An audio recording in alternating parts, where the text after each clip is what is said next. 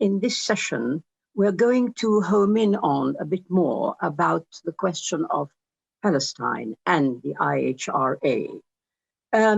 Let me just say at the beginning, before I introduce the speakers, I think you've heard enough through the excellent talks this morning and from your own knowledge beforehand, I'm sure.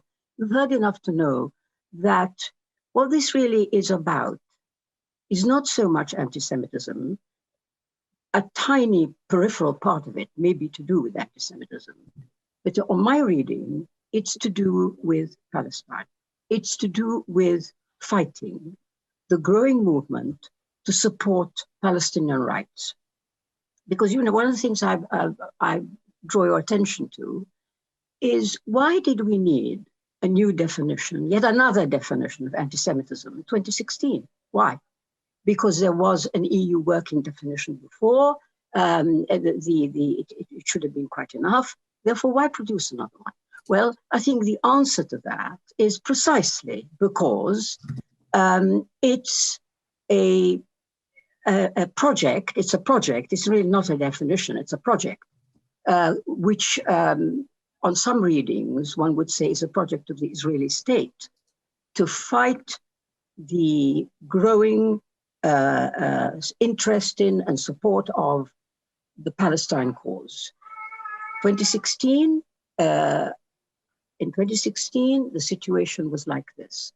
In Europe and in the United States, there was a growing, ever-growing movement of support at the popular level for Palestine, for the Palestine cause.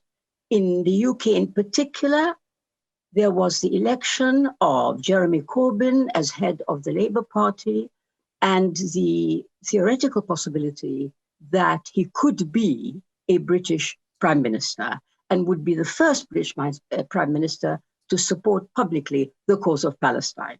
Now, those two things constitute a nightmare scenario for Israel and its supporters, and it has to be fought. So I see this in that context of fighting, growing awareness of the Palestinian issue and growing support for it. And I think if we use that and we look at the whole issue through that prism, we will A, understand it much, much better, and B, fight it much, much better. Now, we have two speakers who are going to address that aspect of it from the University of Brighton, both of them. Now, the first speaker is Tom Hickey, who until recently, until his retirement, was teaching philosophy and critical theory at the University of Brighton. And he was a former member, he's a former member of the UCU National Executive Committee. He's currently the chair of the UCU Recruitment and Organising Committee. And he has introduced many motions through to the UCU Congress, many motions on Palestine. And I think his contribution will be really important and interesting for us. So Tom, can I ask you to speak? I'm sorry for 10 minutes, and I'm told I have to be very firm about the 10 minutes. Thank you, Ghada. You do have to be very firm, even though it was me who told you that you had to be very firm with imposing the 10 minutes. Those of you who will have been on the first session will have heard Jonathan Rosenhead speak about the inadequacies of the definition itself. But despite those inadequacies, the definition might not be a very good definition of anti-Semitism, might allow some anti-Semitism to escape its view. But it's not particularly exceptionable. What is exceptionable is some of the what I call the illustrative examples that attach to it. And I want to deal simply with three of those, if I can, in the 10 minutes available to me.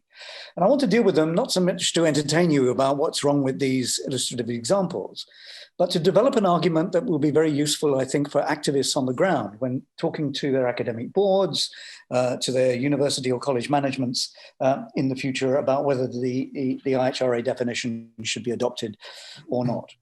And so let me get straight to the point. The sixth of the illustrative examples that applied with the definition says this: accusing Jewish citizens of being more loyal to Israel or to the alleged priorities of Jews worldwide than to the interests of their own nation. Now, I want you to imagine, if you will, an investigative journalist's TV sting operation, but not one directed at the mafia or at some corrupt showbiz personality, but one that uncovers a conspiracy to suborn the democratic processes of a country and to undermine the character and standing of that country's politicians, and to do so in the interest of a foreign power. And then to imagine that this conspiracy was conducted in part by diplomats lodged at the embassy of that foreign country in question. Imagine all that then is revealed in evidence, including filmed evidence of the conspiracy itself. And now register this fact, that this is not an imaginary story, but an account of Al Jazeera's sting operation in 2017 that exposed the involvement of diplomats at the Israeli embassy in London in an attempt to undermine the position of British politicians, including conservative politicians who had been critical of Israeli policy. Those associated with this exposed plot were, of course, mainly Jewish citizens of the UK. Now, if you are a journalist or jurist, or a philosopher concerned with the ethics of journalistic practice, or a scholar of diplomacy, is this a story that you should address with your students or write into your course? Or should you not, because you would be concerned that should you do so, you will be labeled a racist, an anti-Semite for doing so? Notice that the question of whether you will be hangs very much on the interpretation of the very vaguely phrased illustrative example. Does the phrase, for instance, in the example, Jewish citizens, refer to all Jewish citizens of the state or to some of them only? If it's all Jewish citizens, then this would function certainly as an example of anti-Semitism. It would identify as anti-Semites those who treat all Jews as if they were the same, and all of them as equally complicit in a divided loyalty or a betrayal. And as a definition of anti-Semitism, or as an example of anti-Semitism, it would, in that sense, be unproblematic. But if it refers only to some such citizens, for instance, those actually involved in the acts of disloyalty, then the example is declaring, in effect, that such an accusation against any Jewish citizen or any group of Jewish citizens would equally be an anti-Semitic statement, even if, as in this case, it happened to be true. Let me take you to example number 7. It says, here's an illustrative example of anti-Semitism according to the IHRA definitions, illustrative examples. Denying the Jewish people their right to self-determination, for example, by claiming that the existence of a state of Israel is a racist endeavor. Well, the first problem here is a problem of logic. The case is offered as an example of anti-Semitism, and the case is a denial of a people of its right to self-determination. Yet, how is it possible that all and every case of such a denial is racist by definition, irrespective of whether the denial of self-determination is justifiable or unjustifiable? Would it be racist for the Parliament at Westminster, on behalf of at least a semi-United Kingdom, to deny self-determination to the Cornish people? Would it be racist for Paris to deny self-determination to the Bretons? Will it be racist when the current government of the United Kingdom denies the Scots a second referendum on independence? Why would any of those properly be considered racist? Moreover, the problem with the example can be equally seen if the question is focused on the phrase racist endeavor. What kind of logic is it that draws a causal link between the accusation of racism against a state's policy or a political condition or a constitution and the denial of self-determination? How does the accusation of racism directed at policy or constitutional provision constitute a denial of self-determination? Of course, there is a kind of logic of work here. If the self-determination that is referred to is not of a people on the land, but rather of one of the ethnicities that is occupying the land, then there is a logic that links the accusation of racism against Zionism and Israel and the denial of self-determination. That logic is that questioning the legitimacy of the state of Israel in respect of its racist treatment of those under its tutelage is a denial of the right to self-determination of the Jewish people who are on the land. The self-determination of the Palestinian people is not considered. Where then does that leave the tutor and scholar of the Middle East who is teaching history or politics or international relations? Will she be able to address the ethnic cleansing of the Nakba, for example? When the student reads Ilan Pape's account of his history of modern Palestine and the student asks about the nature of the war in 1948, will the tutor be free to name it as ethnic cleansing without fear of a malicious allegation of anti-Semitism? Can the founding moment of Israel be described thus without a tutor becoming accused of anti-Semitism in denying the Jewish people their right of self-determination? And if that chilling threat hangs over the historian, what about the jurist or the law lecturer who confronts the issue of constitutional law in the case of Israel? Well, law has to meet the requirements of a settler colonialist polity.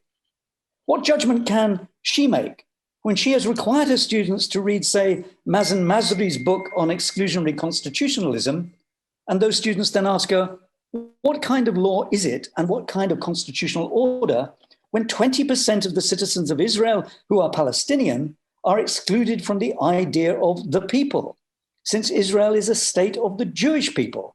And the history of constitutional law in Israel has been about excluding Palestinians from the constituent power of the people, despite their formal citizenship and their formal civil and political rights. If this discriminatory law is described as racist, then according to illustrative example number 7, the tutor is condemned as an anti-Semite out of her own mouth. And all of that has, of course, been made even more explicit in the passing of the recent nation-state law by the Knesset. According to this law, Israel is now formally defined as the nation-state of the Jewish people. And it is on the land of Israel that the Jewish people exercises its right to self-determination, though the geographical boundaries of what constitutes Israel is, of course, not specified in the law. Thus, the sovereignty of the people restricted to one ethnicity, violating any notional sense of the equality of citizens and denying the Palestinian people, those inside Israel, as well as those in the occupied West Bank, those in Gaza, and those otherwise in exile, any right of self-determination. How could this be described by any tutor otherwise than a colonialist and an apartheid state?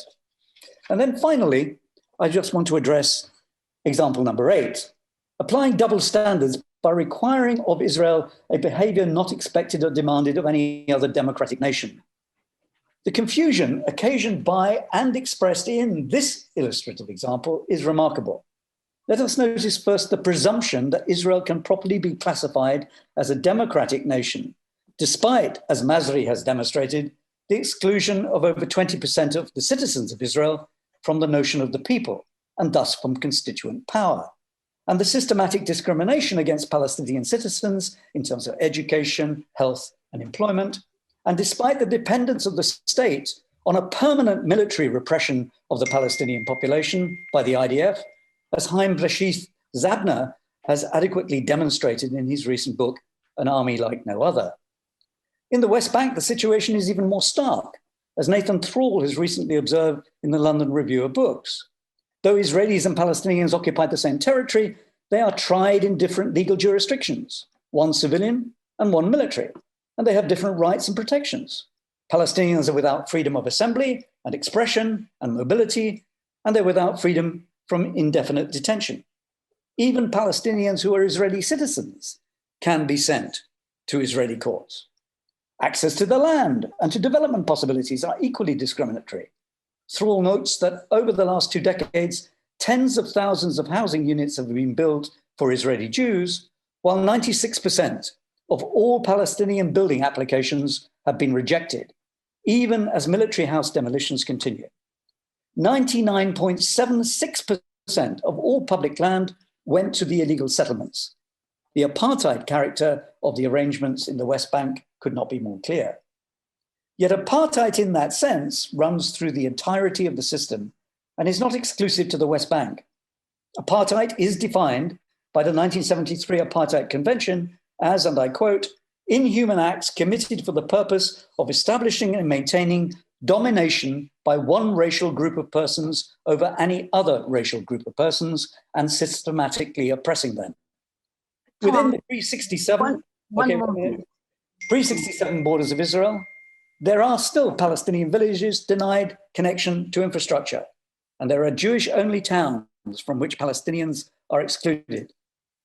So in a class or in a lecture, is all of this to be ignored? Is Israel to be treated as a democracy because it allows all of its citizens to vote, even though some live outside its borders in the West Bank, and even though it systematically discriminates against Palestinians, whether citizens or non-citizens? Is it a democracy when the further colonization of the land of Palestine remains the project, and what Brenner Banner has described as the articulation of racial subjectivity and property laws in the process of eviction and the emptying of the land proceeds apace? What is the tutor to do? Ignore these things? Deny the facts? Become a liar in the classroom as a tutor or as a lecturer? Or are they going to, if their institution has adopted the IHRA definition of anti-Semitism, put themselves in jeopardy of being held racists because they have spoken the truth? Thank you very much, Tom, for that exposition outlining the many ways in which teaching the subject of Israeli-Palestinian history, law, etc., faces anybody who wants to give students a reasonable and truthful account. And thank you also for detailing some of the discriminatory practices, which the Israeli state has implemented and still implements against the Palestinian minority. Okay, now for our next speaker is Mark Abel, also from the University of Brighton, where he teaches history and politics, including the Israeli-Palestinian conflict. He is the current chair of UCU, the UCU Coordinating Committee at the University of Brighton, and we very much look forward to you taking this forward, developing our subject. Thank you. Thanks, Ghada, and hello, everybody. I've been invited to give an account of the experience at the University of Brighton recently, where the Board of Governors of the institution decided last November not to adopt the IHRA definition. Instead, they decided to set up a commission to report in 6 months. And this was something of a surprise. By its own account, the position of the University Executive Board, UEB, as late as October last year, was in favour of adoption of the definition, with the addition of the 2 caveats drawn up by the Home Affairs Select Committee. And many of us, I think, were convinced that this is what would happen when it was put to the Board of Governors in November. So something happened to induce the UEB at Brighton to change its position and recommend non-acceptance to the Board of Governors. And that can only have been the institution-wide consultation that the university undertook during November before the Board of Governors meeting. And in a sense, this is confirmed by the university's statement, which announced that it was not adopting the definition, which I'll quote. A range of views were expressed, and while there was some support for the adoption of the IHRA definition, with the caveats recommended by the Home Affairs Select Committee, the majority of submissions reflected a concern about academic freedom. UEB concluded that the immediate adoption of the definition in full, including its examples, with or without caveats, would raise significant challenges in regard to its legal status, its precise application within the university's policy framework, and its position in regard to the freedom to explore a range of academic areas within a teaching, learning, and research framework. Significant weight was given to the substantial body of opinion formed and represented since the debate was opened at the Academic Board meeting on the 28th of October. So in other words, the consultation period was decisive at Brighton, and I want to say a bit about what happened. One feature of it was that the university specifically invited Brighton UCU to provide a submission. Now, that in itself was rather unexpected, but may have been due to the fact that UCU had been proactive on this issue on the basis of the union's policy that Jonathan referred to, when the first push for universities to adopt the definition was made in 2017. So having started early, that may have helped, and I'll say more about the UCU submission in a minute. What else happened? Well, there was no formal consultation process as such. UEB simply entrusted heads to relay the views of staff in their schools. Even where heads took this seriously, it amounted to little more than a message to all staff to express a view to their head if they wished to do so.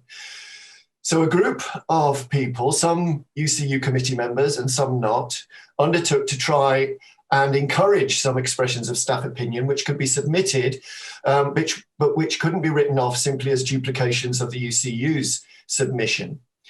In several schools, we managed to overcome an initial unwillingness among staff to respond publicly to the invitation to express views. Getting people to respond publicly was crucial in getting others to express a view. In the end, this resulted in a series of very useful and powerful public contributions from academic staff addressing various concerns about the definition in relation to their own position as academics in the university.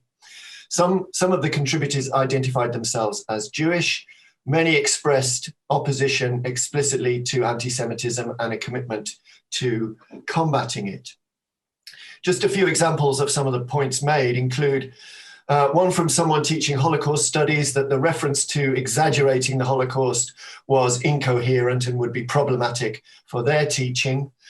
One from someone who identified themselves as from a country which has been subject to Israeli armed aggression and made the argument that their legitimate right to express opposition to that would be under threat under the definition. One which noted that the definition's conflation of criticism of Israel with anti-Semitism would mean that anti-Semitic supporters of Israel would be exculpated from the charge of anti-Semitism. One which noted that using the definition, Trump's Secretary of State, Mike Pompeo, was trying to designate as anti-Semitic Amnesty International, Oxfam, and Human Rights Watch. And another which challenged the notion that the two caveats actually did the job of rescuing the problems with the definition by pointing to the contradictions between the caveats and some of the examples in the definition, which would make it effectively useless as a way of making judgments in particular cases. In addition to those statements, which circulated, a petition was organised urging the university not to adopt the definition on the grounds that it would curtail independent scholarship and teaching and would expose the institution to potential legal challenges, either for failing to fulfil its statutory duty to defend freedom of expression or for failing to use the definition to police of anti-Semitism within the university. In other words, the university could be potentially putting itself in a legal and procedural double bind by adopting the definition. Now, it's worth asking, I think, which of these arguments carried most weight with senior managers at the University of Brighton. As a thoroughly corporatized post-92 university, Brighton's formal commitment to academic freedom hardly inspires confidence.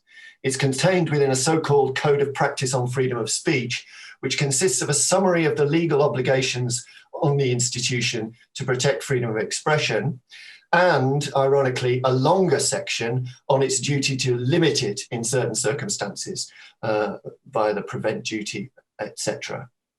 Shockingly, it actually contains no commitment by the university to guarantee freedom of expression. In these circumstances, we made a judgment that exclusively appealing to freedom of speech and academic freedom would not be sufficient to influence UEB. We decided we had to emphasize the negative effects of adoption, not in terms of principle, but in terms of the practical difficulties adoption would cause for management of the university. This meant highlighting the repercussions for the university of contested disciplinary or legal cases, which might generate fraught divisions within the institution, create minefields for managers, and attract negative publicity outside the university. As well as warning that it could fall foul of its legal obligations to defend freedom of expression, the UCU's submission pointed out that having adopted the definition, the university would find itself obliged to police all courses, lectures, reference materials, reading lists, meeting topics, scholarly activity, funded research, published outcomes, and potentially social media posts as well. It spoke of the likelihood of legal cases and raised the possibility of industrial disputes, as the UCU would be obliged to defend its members facing sanction on the basis of the definition. Now, there's no way of knowing which of these elements was decisive in changing the university's mind. I suspect there were two elements to it. First, that more members of staff than they expected were prepared to speak out publicly against adoption of the definition. And second, that they got enough of the message about the potential problems adoption would cause them in the running of the institution to start to feel that adoption might, after all, be the riskier option from a corporate point of view. There is evidence that this is the case from the university's statement that I quoted from earlier, when they referred to the significant challenges in regard to the definition's legal status and its precise application within the university's policy framework. The threat of adoption of the definition hasn't completely been removed at Brighton. It will be revisited after a commission reports in 6 months' time.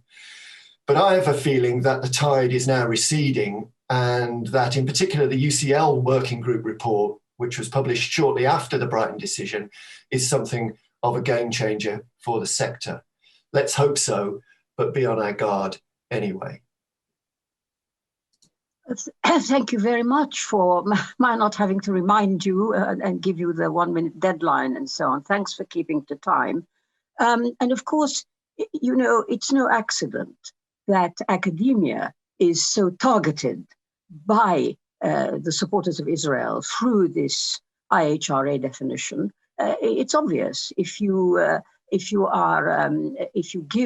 teach the correct version of history, you influence many young minds, and that is not good news for Israel. So hence, academics are targeted, academic institutions are targeted, and so on. Now, before we go to questions, I really just wanted to, first of all, thank both speakers for focusing on precisely on the academic perspective. And in the case of Mark Abel, pointing to a campaign which others might do well to emulate, to prevent their universities from adopting this definition.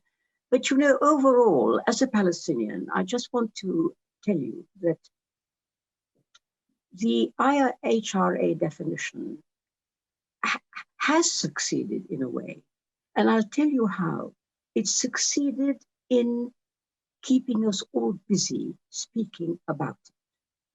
Instead of talking about Palestinian rights and how Palestine can be defended and how the Palestine cause can be developed, much time and effort, very understandably, is being spent on the IHRA definition. And I am certain that this is one of the aims of this project, of this Israeli project.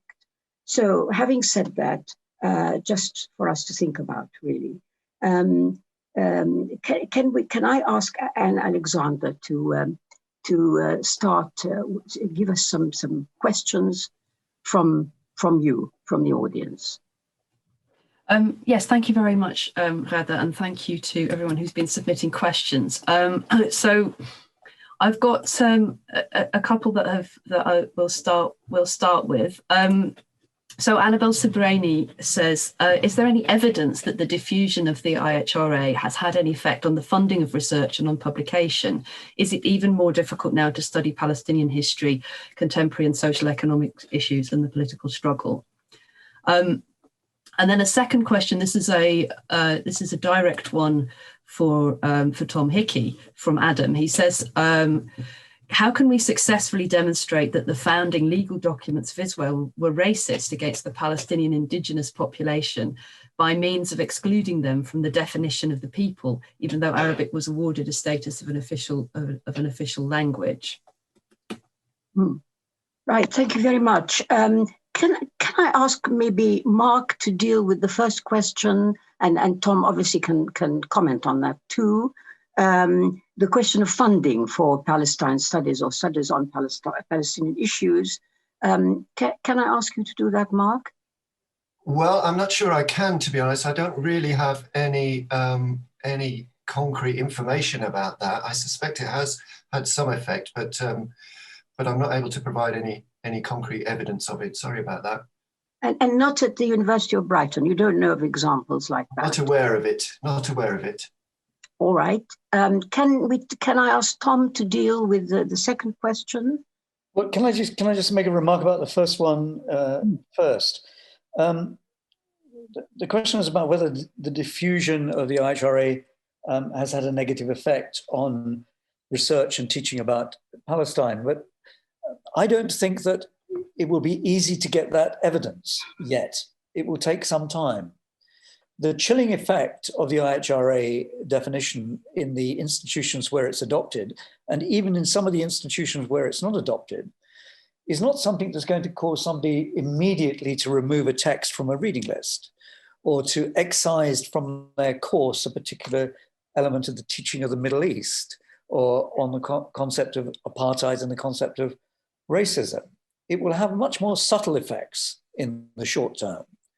But those subtle effects will then have a cumulative effect in the medium term, and who knows what the situation will be like in the future. Off the top of my head, I find it quite difficult to imagine how a research project even could be constructed at this stage that would investigate or would track and trace, to use a popular phrase, the ways in which the IHRA definition has had the negative effect. So it's a very difficult area. Maybe in a year or two's time, or maybe in 3 years' time, we'll be able to look across the piece to compare institution by institution or sector by sector or course by course and see it. But between now and then, we have the opportunity, as Mark said, given that the tide is arguably receding on the question, at least of the IHRA definition, to push back hard. And in places that have already adopted it, to push for a rescinding of the decision to adopt. And in places that haven't adopted, to develop those kinds of arguments that will cause academic boards or managements in post-92 institutions to think again about adoption. Adam asks an excellent question, and I think the answer is that we can't.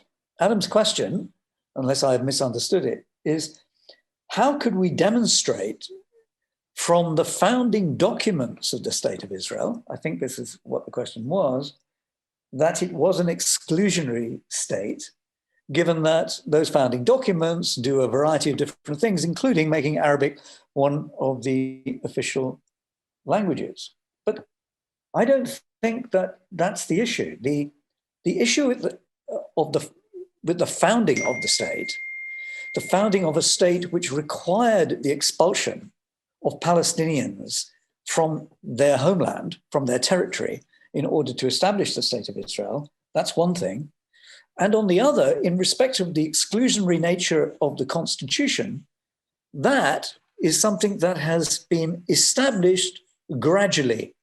First of all, with the right of return, or the law of return, and then progressively in the way that that constitutional law has been framed in such a manner as to exclude Palestinians from the concept of the people, from the sovereign constituent power of a people.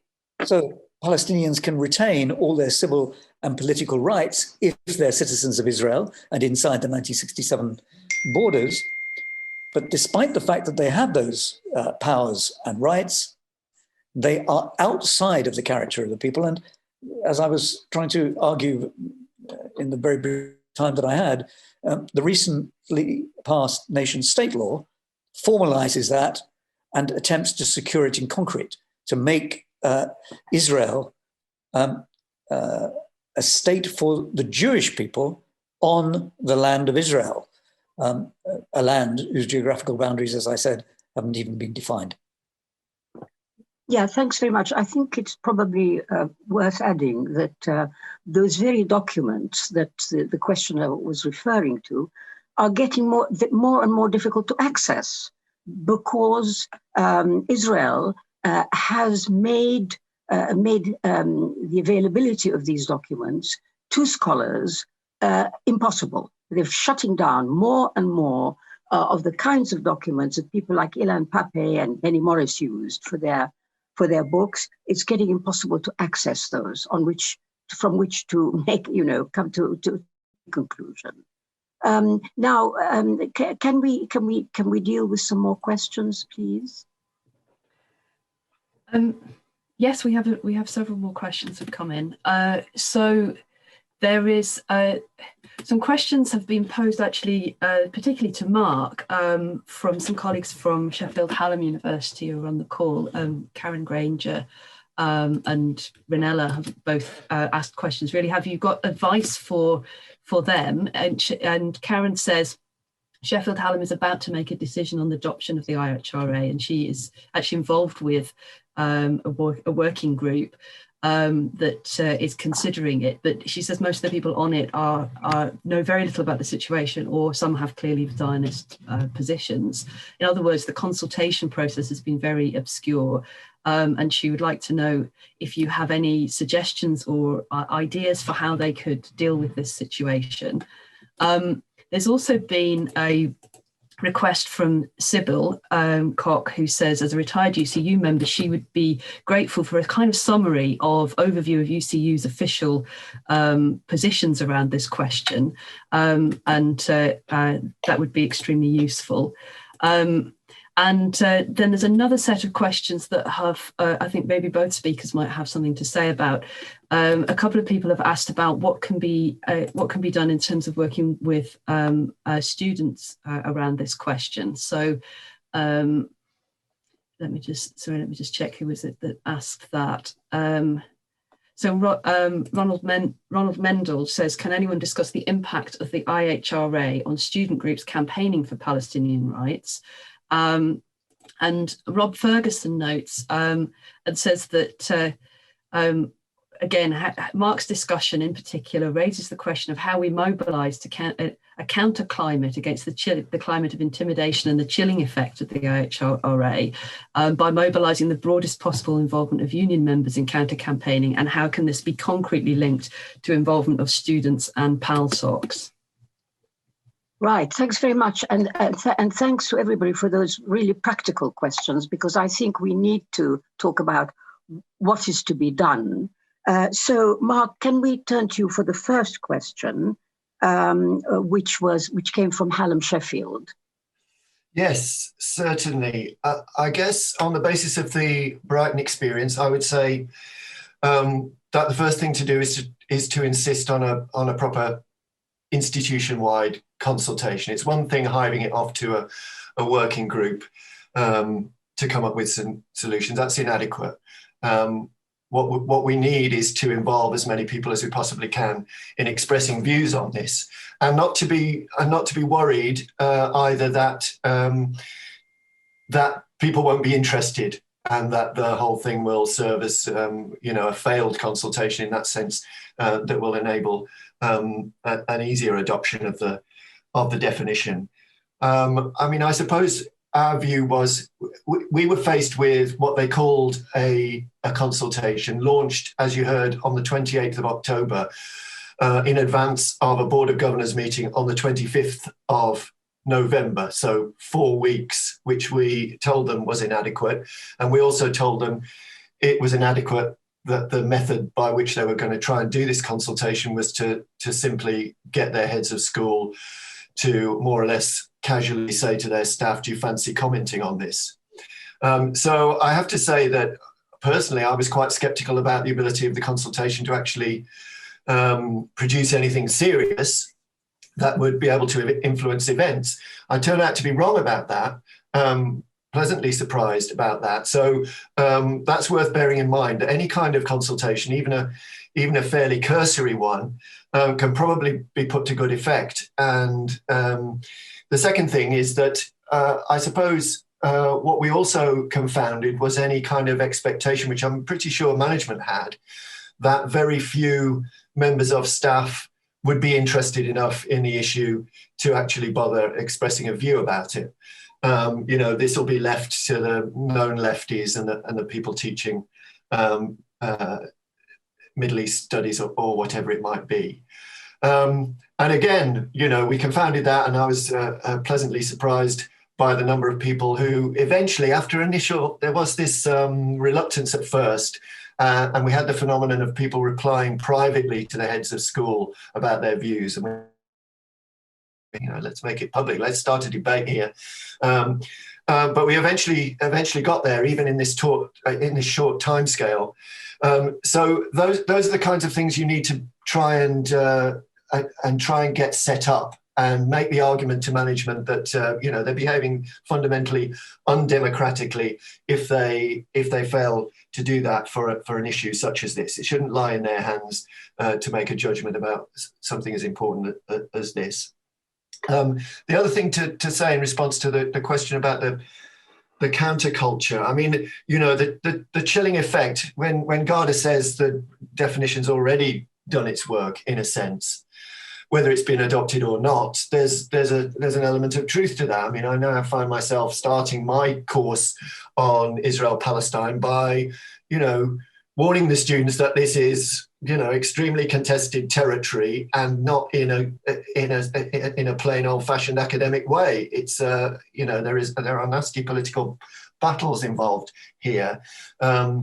But that they shouldn't shy away from them, and we're about getting to the truth of the matter and so on, and we have to discuss accusations of anti-Semitism and the IHRA definition as part of the course. Inevitably, we do, and you can see the chilling effect on people, because people don't want to be accused of anti-Semitism, and they start to think, oh, maybe there's a little bit of truth to it, or whatever, or maybe it's just easier if I shut up. So I think it's totally right the way that I think it was Ron who put this in the question. Is the only way to counter that really is by collectivizing it as much as possible, by creating a common voice, a wider expression of opposition to the conflation of anti-Semitism with anti-Zionism or support for or criticism of Israel. So that people feel less isolated about that. This is not me personally being anti-Semitic. I'm not putting myself at risk. And the proof of this is there are a bunch of other people around me saying the same thing and prepared to stick up for me. So here again, collective organisation is I think really important. The role of the union in this. Just finally, then on the question about the union's policy. People should the two can look for these on the UCU's national website. Two motions, one in 2017 and one in 2018, specifically about the IHRA definition, opposition to it, and encouraging resistance to its adoption in higher education and further education institutions. That's great. Thanks a lot. Very, very useful. Tom, do you want to talk about the UCU position on the IHRA, and maybe something about students and how they can be helped to withstand the impact of this definition on their campaigning? Yes, sure. But first, I'd just like to add one little element, actually quite an important element to what Mark had to say. I don't disagree with what Mark was saying at all. But Mark did in his talk make reference to the report of the working group set up by the academic board at University College London on racism and anti-Semitism, focused on the IHRA definition. And I just want to say one or two words about that. This is a report that is a staggeringly impressive piece of research and analysis. It's, I think, 158 pages long, something of that kind. It took 9 months to compose, and it was composed by a working group that was set up by the academic board when the academic board took issue with the fact that their council had adopted the IHRA definition without proper consultation. And that working group report, which recommends that UCL rescind its decision to adopt the IHRA definition, will be debated next month at the UCL Academic Board. Now, I just wanted to go through that story and put emphasis on the UCL report, because I do think that all activists should get hold of a copy. It's very easy to do. We can put it in the chat, a link to it. It's on the UCL UCU website, the full document. And I think that to get as many colleagues in individual institutions, if not to read the whole thing, to read parts of it, is actually a critical exercise to engage in resisting the IHRA in particular institutions. It is a devastating document, and I won't say that again because I've said it too many times already, and this will be like a broken record. I think that the argument that needs to be deployed here, when it comes to students, if I move on to the question put by Ron Mendel, look, it is important that we involve students in this. Students are, in one sense, being used, or at least their organizations are being used as a Trojan horse by managements that want to push, that are in favor of the IHRA, which is only a minority of university managements. And they want to get students to sign up for it and say that we have to respond positively to what the students want to do. And it's for that reason that whenever any students seek advice from staff, that we are quite clear with them and go through the arguments with them very clearly, not proselytizing, not trying to persuade them to be anti-Zionists, but to get them to think clearly about what the issues are with the IHRA definition. And I think that that's three different arguments. First of all, to underscore the ways in which this definition is inadequate as a mechanism of fighting anti-Semitism. That actually the fight against anti-Semitism is weakened by a definition that is so weak and so confused as this one. Secondly, to register the way in which the definition, and particularly the examples, those particular examples that I spoke about, constitute an attack on academic freedom and therefore undermine the capacity for students to experience the full gamut of argument about the Middle East that they ought to be exposed to as part of a proper higher education. And lastly, on the question of Palestine, the IHRA definition, in the ways that I underscored with the three examples that I spoke about, makes it very difficult for somebody who is an academic and who wants to tell the truth about the history of Israel and Palestine to go from this, even the statement of that truth, to the declaration that there is an obligation, therefore, to support justice and to be on one side of this campaign rather than another. We have to confront that. It is important to confront it. It would be absurd for people who employed to profess a view not to make a judgment on the history about which they are teaching. Finally, on the question of the UCU, I just got up on my screen the two motions from 2017 and 2018 that Mark was speaking about. And I think it would be, I don't think it would take too long for me just to tell you what they are. In 2017, it said, Congress notes the UCU's exemplary anti-racist work, for example, Holocaust Memorial Day materials, policy dissociating the UCU from the EUMC working definition in the past. It noticed that the definition is close similarity to previous definitions that had the same purposes, and that there is a government-inspired attempt to ban Palestine solidarity events, and it names Israel Apartheid Week. That motion in 17 says, UCU condemns all form of racial and religious hatred or discrimination. It commits itself to free speech and academic freedom, and it underscores the importance of open campus debate on Israel-Palestine. It resolves that the UCU dissociates itself from the IHRA definition, and it goes on to instruct the National Executive and the President and the General Secretary to do various things. In 2018, Congress noted continuing attempts to conflate anti-Semitism and anti-Zionism. The government's attempted use of the discredited IHRA definition of anti-Semitism to deter campus criticism of Israel. The use of the definition to try to prevent meetings and to ban Israeli Apartheid Week. And it also noted the successful defiance of censorship at some universities and the successful challenge to the imposition of chairs at meetings at the LSE. And so it went on. And that motion in 2018 also committed the union against the IHRA definition. What's the conclusion of that? There is a sense in which you can read this almost as not just a backdrop, but almost an instruction to branches. It is the national union's policy to oppose the IHRA definition, not just because of what it does to the voice of Palestinians and Palestine advocacy, but also because of its attack on the autonomy of institutions and the academic freedom of the members of the union. And in that sense, I think it is a responsibility, an obligation of local branches to take this up and to fight it, and to make sure that they do so in ways that generate the kinds of results that we have seen are possible in other places.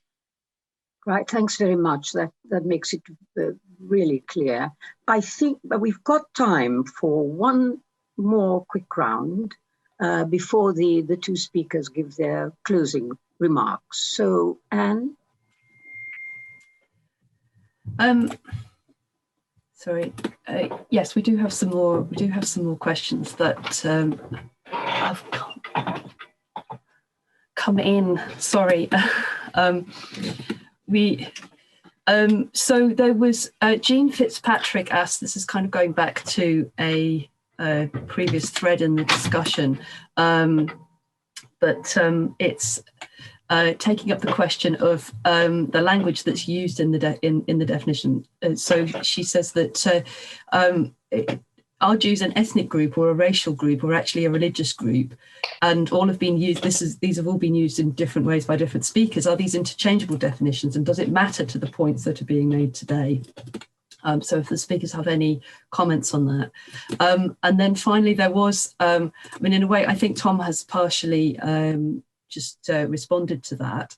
But Jeff from London South Bank University actually asked in the first session about, what surely it's important to be proactive through our unions, through UCU, and how can we effectively organise that and demand that the IHRA is not adopted in places where it hasn't been, and perhaps if the two speakers have any reflections on, in the current context, how that could take shape. Thanks, Anna. Honestly, very important questions, go to the heart of this issue. I don't know who to suggest, but I think both of you will have opinions on both those questions. So maybe we just go back to Mark to deal with those two, and maybe your concluding remarks as well, and then we'll go to Tom. So the first is, are Jews an ethnic, racial, religious group? And does it matter? And the second thing, how can people be proactive? How do you fight this at other universities? I don't think it does matter in relation to the debate that we're having, how Jews are defined. I'll let Tom say a bit more about that. The question is, about the conflation of Jews with Israel. So however Jews are defined, it's the conflation of them with Israel that's the problem, and it's necessary to separate that out, and that's the problem, the central problem of the definition. Just to respond on the more practical questions, and the issue of being proactive. I mentioned in my opening remarks that we may have been helped to a certain extent at Brighton by the fact that we'd already done some work on this. That's certainly, I think, the reason why we were specifically asked as the UCU to make a submission to the consultation. The management felt that they couldn't leave us out, given that we'd already raised it with them before. So I guess there's a lesson in there. I mean, you can't go back now in time and respond to the first time this happened. But what you can do is make sure that you are raising the issue and not simply waiting for it to come and hit you. So I don't know what the situation is in most universities. I imagine something's happening about considering adoption or non-adoption in most of them. But if it hasn't happened, or if there's been no public statement about it and people haven't been involved, then I think it's a good idea if the UCU or any other group of staff actually take the trouble to ask about it. What's going on? We understand that there's a push to adopt this definition. Are you going to do it? And if so, what kind of consultation process or deliberation are you going to make? And let's, tell us about it and how can we be involved? I'm sorry to interrupt, but I'm afraid we've run into the time for the next session. And I don't think there'll be time for speakers to sum up, or even Tom, if you wouldn't mind, to answer that question, because we really are overrun. Okay. I'm chairing the next session, which is why I'm butting in. All right. Well, look, if we've run out of time, I mean, I just want to thank the two speakers and thank all the questioners. Very important session, practical lessons, and lots of issues that have been raised. Ghada, I just only have one thing to say. Please let me just get this in one sentence. We shouldn't underestimate the degree of failure of those who are pushing the IHRA definition in universities. Our latest estimate is that only 48 out of 163 higher education institutions have so far adopted. And the majority of those that have adopted it with caveats that significantly weaken the capacity of the definition to do damage to academic freedom. So that's fine. At the moment, in any form of adoption, less than a third of those of higher education institutions have adopted. There is everything for colleagues to play for here. Excellent. Thank you very much. A very uplifting note to end on. And it reinforces the point that I'm going to use my privilege as chair to make, that to all those who asked, what can we do about this? What can we do to counter it? My answer is, insofar as the definition, part of it, the reason for it, is to divert attention from Palestine. The answer is you put the attention back on Palestine. That's the best way to fight this, not to deal with it so much as to return the Palestine issue center stage. Thanks. I need to hand over to Jonathan, I think. Thank you, Ghada. I'm sorry to have interrupted, but we know this is a long briefing and we don't want to extend it beyond the time we said that we would finish. I'm very pleased to be introducing Richard Kuper. He is known to many people as the founder of Pluto Press. He was for many years a higher education teacher. He's a UCU union activist. He was founder of Jewish JJP, Jews for Justice for Palestinians in 2002, and he's a member of the Jewish Voice for Labour Committee. Over to Richard. Thank you very much, Jonathan, and thanks enormously to the contributions that we've heard today. There has been real substance in all of them, and I look forward to their publication and our extracting from them all the words of wisdom and all the guidance that they've offered. My talk inevitably will go over some of that ground. I hope it won't be too repetitive. I had been intending to say something about the early history of the UNC document, but I'll leave that out and try and get more into the meat of it. The central weakness of the IHRA definition was put very well by Justice Stephen Sedley, who said, "It fails the test of any definition. It is indefinite." Supplementing a poor 38-word definition with illustrations which might, taking into account the context, be anti-Semitic or might not, is of no real help in judging in any particular case whether an example is anti-Semitic. The real danger of this document, in my view, is not that it rules out criticism of Israel. It is rather that it is based on a presumption that such criticism is likely to be anti-Semitic. Perhaps a 50-50 chance, say. It places the onus on the critic to prove they are not anti-Semitic. Presumed guilty, but you can try to prove you're not. Can criticism of Israel be anti-Semitic? Undoubtedly, if it shows prejudice, hostility, or hatred towards Jews as Jews. which seems to me all you need to have a perfectly workable definition of anti-Semitism. To put it another way, criticism of Israel is anti-Semitic if and insofar as it is anti-Semitic, without any reference to Israel. Yeah. But as pointed out, the document does chill discussion. It is precisely discussion about Palestine, the Nakba, the expulsions, the expropriations and discriminations within the Green Line, and the military-backed, often murderous oppression in the occupied Palestinian territory. Okay, that's the background. What, therefore, are we to do? I'll make 5 suggestions. 1, implacable opposition to the adoption of the IHRA definition wherever it is mooted. I won't expand on this. We've had fantastic kind of contributions. The Brighton University one was exemplary. The University College London attempt to reverse the adoption is incredibly valuable intellectually and an incredibly important political intervention.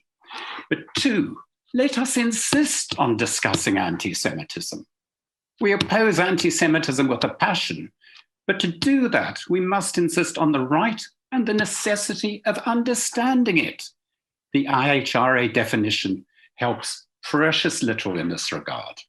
So in this respect, I would commend highly a variety of other definitions to work with. The UCU produced a very important challenging anti-Semitism leaflet. It should be widely circulated. Jewish Waste for Labor and Free Speech on Israel produced a what is and what is not anti-Semitic misconduct leaflet. In addition to that, I would even include the Board of Deputies of British Jews, who last year produced a document with the CST called Protecting the Jewish Community from Anti-Semitism on Facebook, a 16-page document which doesn't even bother to mention the IHRA definition once. It says essentially, anti-Semitism is discrimination, prejudice, or hostility against Jews. Even it doesn't need the IHRA definition when it is talking about anti-Semitism. To this end, we must insist on genuine education on the topic. I encourage discussion where the nuances of anti-Semitism can be teased out, and anyone putting a syllable wrong is not immediately suspended and disciplined, but engaged with. We must bring assumptions, racist assumptions, out into the open and examine them. And if I may put in a plug for them, JVL runs education workshops for those who wish to explore the matter further. 3, at the same time, we must place discussion of anti-Semitism within the context of all forms of discrimination. Of course, like all forms of racism, it has its own specificities, but this must not be used to create a Jewish exceptionalism, which means in reality, a hierarchy of racisms and the effective downplaying of the real racism we know exists in Islamophobia and against Black people. 4, we've heard how the IHRA definition chills. We must take Rada's point to heart. Central to our work must be putting Palestine on the agenda. We must insist on discussing the history of the Palestinian struggle, which necessitates as well, and is part of it, a history of Zionism and its evolution. And let me just say here, whatever the hopes and aspirations of early Zionism, there is only one form of political Zionism with any traction today, a messianic, expansionist, exclusivist, ethno-nationalist Zionism. And that regime, well, regime professing those policies, rules over in different ways with different degrees of discrimination against all those under its rule in Green Line Israel, East Jerusalem, the rest of the West Bank, the Golan Heights, and last and not least, Gaza.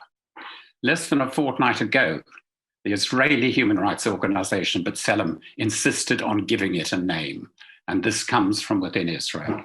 It called it apartheid. So to help the Palestinian struggle, we need to know the history well, and we must be able to refute the arguments of those who try to reconcile Israel's Jewish and democratic characteristics in the face of the lived reality. But when I say refute, I mean refute. We have to dismantle an argument, not shout down or abuse or simply pin labels on Israel, e.g. as an apartheid society.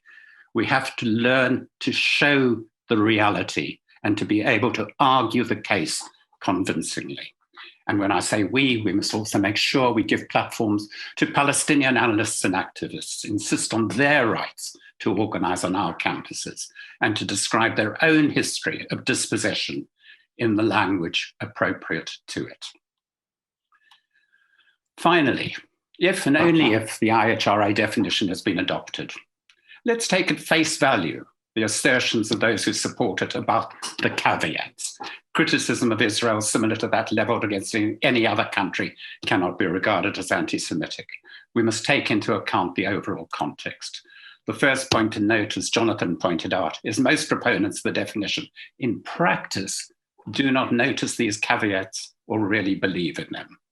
One example, Luke Akehurst, a close advisor to Keir Starmer, on behalf of the organization calling itself Local Government Friends of Israel, circulated the IHRA document to all local authorities in the country, urging them to adopt it.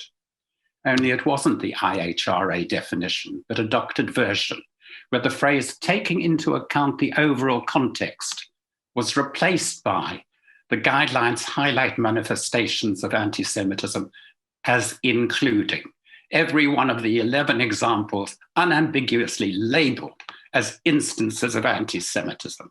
This is the document that the GLA passed, and you can find it on their website. I don't even believe they read it or their lawyers bothered to look at what they were passing. And we do not know how many other local authorities passed this version, which doesn't even pay lip service to the notion that there might be something to argue about.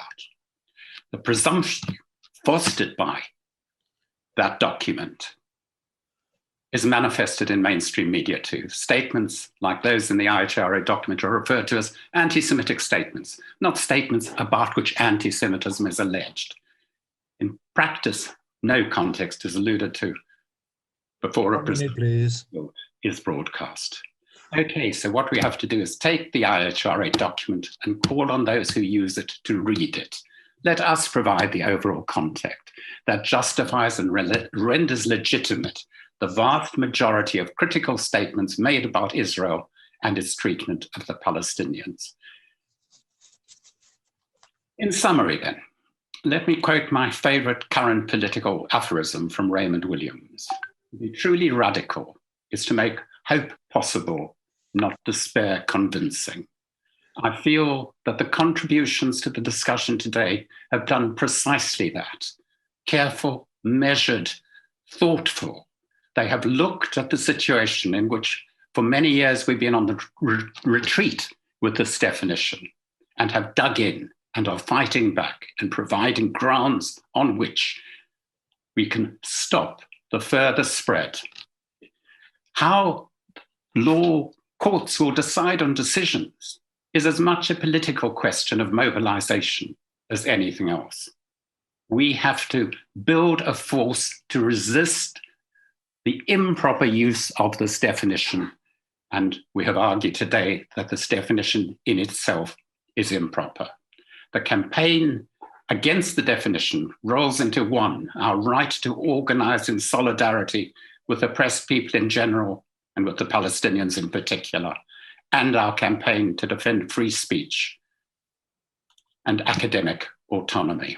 Solidarity with the Palestinians, solidarity with all those in the universities and elsewhere, fighting for free speech and academic freedom more generally. Let's get to it. Thank you very much. Thank you so much, Richard. We have heard powerful evidence. Indeed, we've heard powerful summing up by Richard. We've heard powerful evidence of the fatal defects of the IHRA definition. We've heard about its legal impropriety, the way it erodes hard-won rights, its assault on free expression, academic freedom, university autonomy, and in particular, the freedom to argue for and teach and research about the oppression of the Palestinians. These are under immediate threat, but they are being resisted and they can be resisted. not just staff are concerned about this, and not just staff and students. Many university managements are deeply unhappy about the position which this travesty of an education secretary has put them in. But it can be an opportunity to actually demonstrate and dramatize to everybody the improper nature of the definition itself, as well as Gavin Williamson's attempt to force it down the throats of unwilling universities. What is a university? If a government tells it what can and cannot be said, taught, or researched on its premises. And if we let them get away with it, it won't stop there. Already ministers are publicly threatening that types of anti-racist teaching will not be allowed, and that the use of anti-capitalist material in teaching must be eschewed. Academic staff and students need to strengthen their resolve, organize, and deploy the set of arguments and evidence of the kind we've heard today, and to contain and ultimately roll back the spread of this pernicious document. Thank you all very much for attending. I'm sure we'd be delighted to hear from you at BRICUP, which is on bricup.org.uk, if you have any questions following the meeting. Thank you and goodbye.